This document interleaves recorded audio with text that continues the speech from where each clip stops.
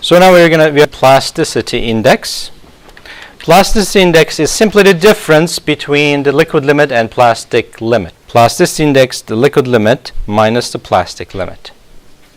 So let's look at some liquid limits and plastic limits. So these are different types of minerals, clay minerals, clay types. Kaolinite, illite, montmorillonite, halloysite, a whole bunch of I cannot pronounce. Okay, if you can find, you can tell me. Attapulgite. I did a good job this time. Okay, attapulgite. Well, the people in YouTube, they're going to be laughing at me, right? But anyway, allophane. So these are the typical clay minerals. By the way, I put those on the YouTube and on D2L. You've seen them, right? Okay. So liquid limit, plastic limit, typical numbers for these clay minerals. Now, plasticity index is an important part. This simple difference between liquid limit and plastic limit. So if you have a plasticity index of 0, that means it's a non-plastic soil. Okay. So if you think about sand, you can never make sand like a Play-Doh. No, it is like a solid state. If you it will just switch to peanut butter very quickly, like in between, like a Play-Doh state. So non-plastic soils are sand and clay and silt. Silt has a very small particle size, but they are typically non-plastic. So if you have 1 to 5 slightly plastic, 5 to 10 low plasticity, if it's larger than 40, very high plasticity, 40% difference between the liquid limit and plastic limit. Shrinkage limit. So the shrinkage limit is, so as we know, when the clay materials, they shrink as they dry. At some point they stop shrinking. There's shrinkage that happens. So this one is the water content at which soil ceases to shrink is called the shrinkage limit. So how do we measure that? So we have a standard test protocol that we use to measure it.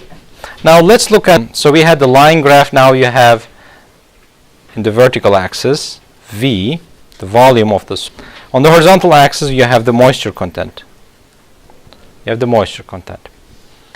So you have liquid limit, plastic limit is less than liquid limit, obviously, and shrinkage limit is less than the plastic limit.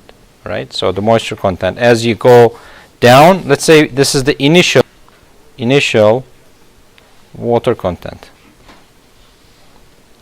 So let's say initial water content, there's just too much water on the soil, it's like liquid. Now as we dry the soil, the volume starts to decrease. As we dry the moisture content, then the soil starts to, volume decreases. At some point it stops. So as you dry, it does not shrink anymore. This point is called shrinkage limit.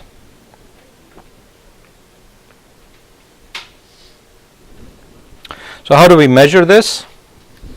So the standard includes a porcelain dish. You are seeing the picture right here. Porcelain dish of a certain diameter, 1.75 inch, and height is half an inch. We fill it with the moist soil and we determine its mass number 1. And initial volume is determined from the inner diameter because we are filling it perfectly to the top. The initial volume is the same as the inner volume of the porcelain dish.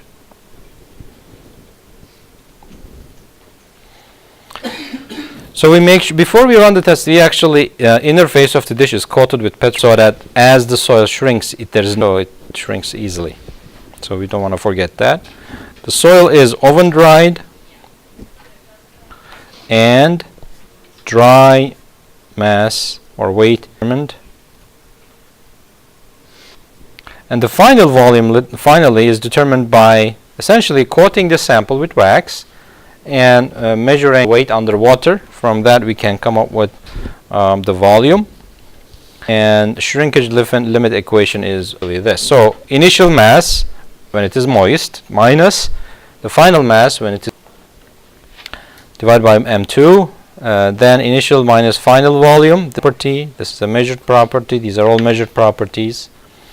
This is initial volume is also, it's actually calculated based on the volume of the part, and this is the unit weight of water.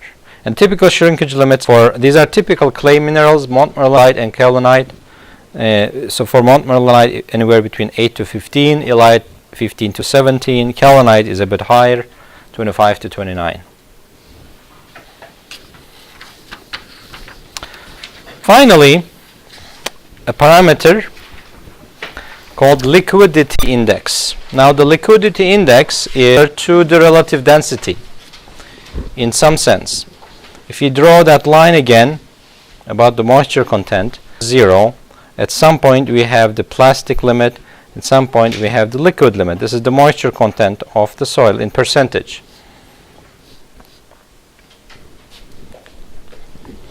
So let's say, so if you look at the equation for a given moisture content, distance between here to moisture content minus the plastic limit, and distance between liquid limit and plastic limit as PL, which is equal to plasticity index. So this is actually plasticity index. So this is the relative consistency. So like the relative density, we have the relative consistency. So relative density for sands, relative consistency for clay materials.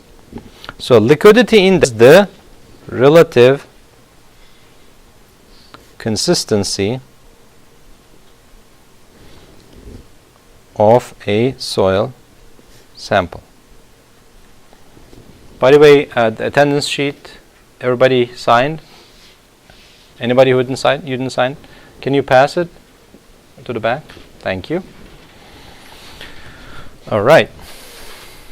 So you can see this, it's like a, so certain water content minus the plastic limit divided by the elasticity index. So if this is equal to 1 means, so if this is equal to 1, that means moisture content is equal to liquid limit. This, if the moisture content is equal to